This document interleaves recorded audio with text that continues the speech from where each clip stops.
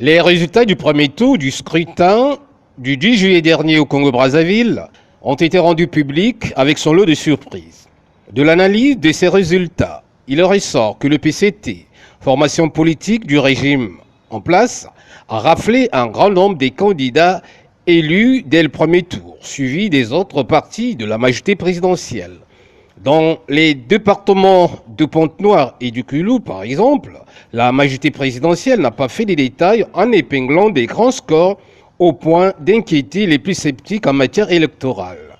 À commencer par le PCT qui a eu près d'une dizaine de députés élus dès le premier tour, dont le record a été battu par Anatole Koliné-Makosso dans la première circonscription de Luandili avec 100% du suffrage. Gaëtan Kodia, circonscription de Tietie 1, 75,63%. Jean-François Kwando, 67,74%. C'est d'ailleurs dans cette ferveur que le candidat suppléant de Tietie 1, Hugues Mbanza Bokolo, s'est retrouvé au siège de son association pour célébrer cette victoire.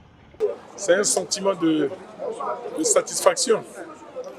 Vous savez que lorsqu'on sort d'une campagne rude,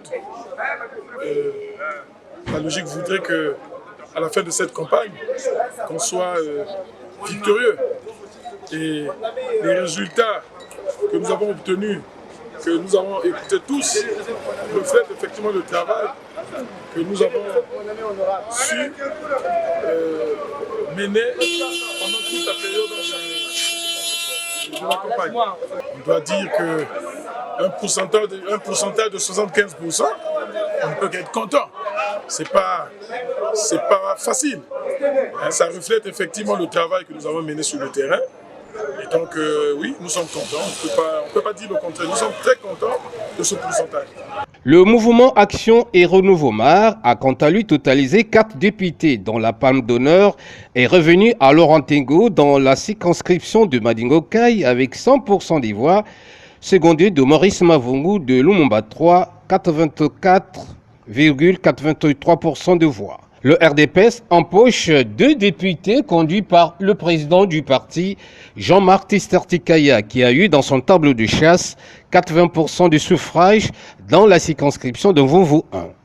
S'ouvrir les portes de la 15e législature, c'est bien, mais batailler ferme pour l'amélioration des conditions de vie des mandats, c'est mieux.